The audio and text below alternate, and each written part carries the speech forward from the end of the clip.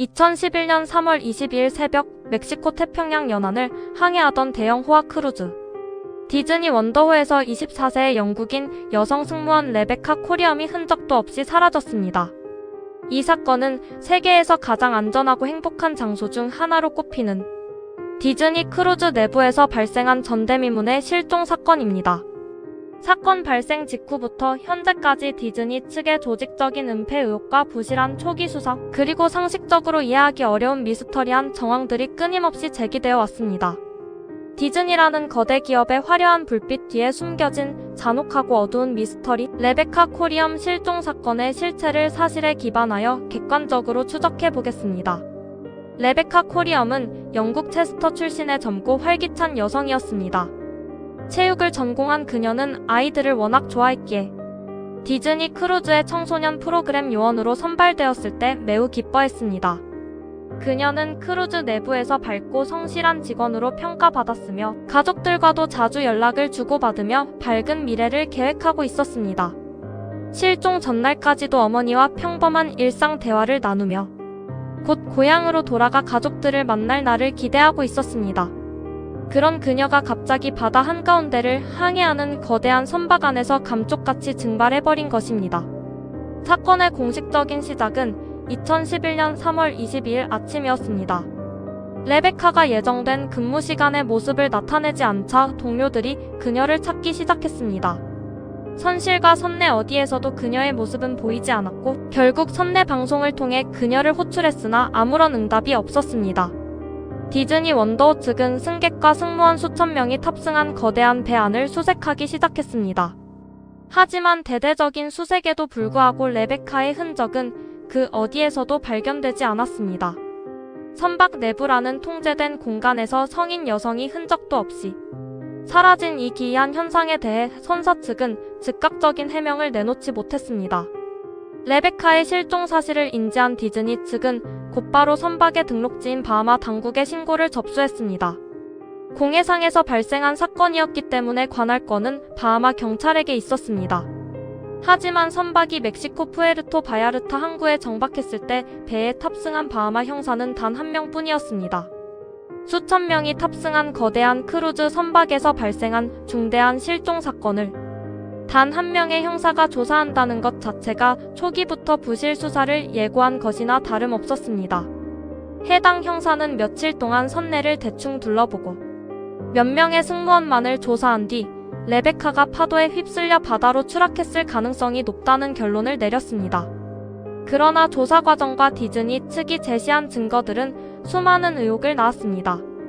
가장 핵심적인 증거는 실종 당일 새벽 5시 45분경 선내 CCTV에 포착된 레베카의 마지막 모습이었습니다. 영상 속 레베카는 선내 내부 전화를 이용해 누군가와 통화를 하고 있었습니다. 그녀는 매우 낙담하고 지친 기색이 역력했으며 누군가에게 강한 정신적 충격을 받은 듯한 모습을 보였습니다. 통화를 마친 뒤 그녀는 전화를 끊고 머리를 감싸쥐며 괴로워하다가 어디론가 걸어갔습니다. 이것이 그녀의 마지막 공식 행적이었습니다.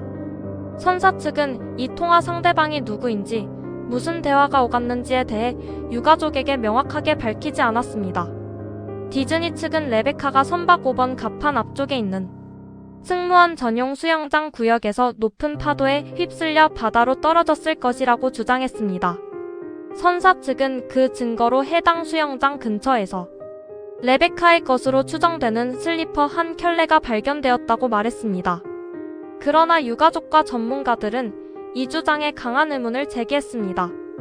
당시 바다는 매우 잔잔했으며 5번 갑판의 수영장 주변은 높은 방벽으로 둘러싸여 있어 사람이 실수로 발을 헛디뎌 바다로 떨어질 수 없는 구조였습니다. 게다가 슬리퍼는 가지런히 놓여 있었는데 거센 파도에 사람이 휩쓸려갔다면 슬리퍼가 그 자리에 온전히 남아있을 수 없다는 지적이 잇따랐습니다. 더욱 충격적인 사실은 레베카가 실종된 이후에 발생했습니다. 그녀가 사라진 지 몇 달이 지난 시점에서 그녀가 소지하고 있던 신용카드가 사용된 흔적이 발견된 것입니다. 누군가 그녀의 금융 계좌에 접근해 거래를 시도한 정황이 포착되었으나 이 역시 명확하게 규명되지 않았습니다. 또한 레베카의 페이스북 계정 비밀번호가 실종 이후에 변경된 사실도 확인되었습니다. 누군가 그녀의 개인정보와 물품에 지속적으로 접근하고 있다는 명백한 증거였지만 수사 당국과 디즈니 측은 이를 단순한 오류나 우연으로 치부하며 깊이 있는 조사를 회피하는 태도를 보였습니다. 유가족들은 영국의 사설 탐정 및 정치인들과 함께 자체적인 조사에 착수했습니다. 그 결과 선내 내부 고발자들로부터 놀라운 증언들을 확보할 수 있었습니다. 일부 승무원들은 레베카가 실종되기 전 선내에서 심각한 인간관계 갈등이나 범죄에 연루되었을 가능성을 제기했습니다. 특히 그녀가 마지막으로 통화했던 인물이 선내의 유력 인사이거나 밀접한 관계를 맺고 있던 인물이라는 정황이 드러났습니다.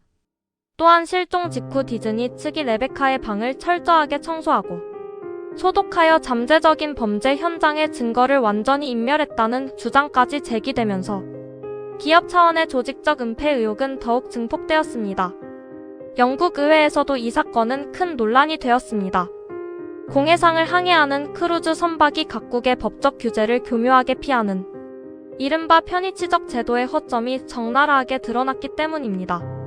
영국 국적의 시민이 실종되었음에도 영국 경찰은 주권 문제로 인해 제대로 된 수사를 진행할 수 없었고 바하마 당국은 거대 기업인 디즈니의 눈치를 보며 수사를 조기에 종결지으려 했습니다.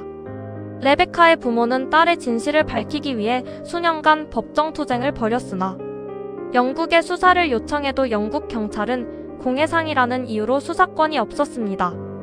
관할권이 있는 바하마 경찰은 디즈니의 영향력 아래에서 단 한 명의 형사만 보내 부실 수사로 일관했습니다.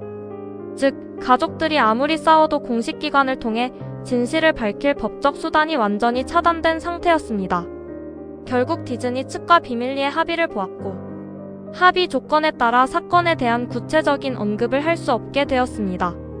이로 인해 사건은 영원한 미스터리로 남게 되었습니다. 레베카 코리엄 실종 사건은 단순한 해상사고가 아닙니다. 화려함과 안전을 표방하는 거대 크루즈 산업의 어두운 이면과 법적 사각지대, 그리고 기업의 이익을 위해 한 인간의 생명과 진실이 어떻게 묻힐 수 있는지를 보여주는 참혹한 사례입니다. 2011년 그날 밤, 디즈니 원더워 안에서 레베카에게 실제로 무슨 일이 일어났는지에 대한 명확한 답변은 아직도 나오지 않았습니다. 철저히 통제된 거대한 선박 안에서 연기처럼 사라져버린 레베카 코리엄, 그녀의 실종을 둘러싼 의혹과 진실을 밝히기 위한 요구는 지금 이 순간에도 트루크라임 커뮤니티와 수많은 이들의 기억 속에서 계속되고 있습니다. 사건이 발생한 지 오랜 시간이 흘렀지만 수사기관의 미온적인 대처와 대기업의 정보 통제는 유족들에게 여전히 큰 고통을 안겨주고 있습니다. 레베카의 부모님은 오랜 세월 동안 디즈니라는 거대한 장벽과 맞서 싸우며 딸의 명예와 진실을 찾기 위해 고군분투했습니다. 오늘 영상이 흥미로우셨다면 구독과 좋아요 부탁드립니다. 감사합니다.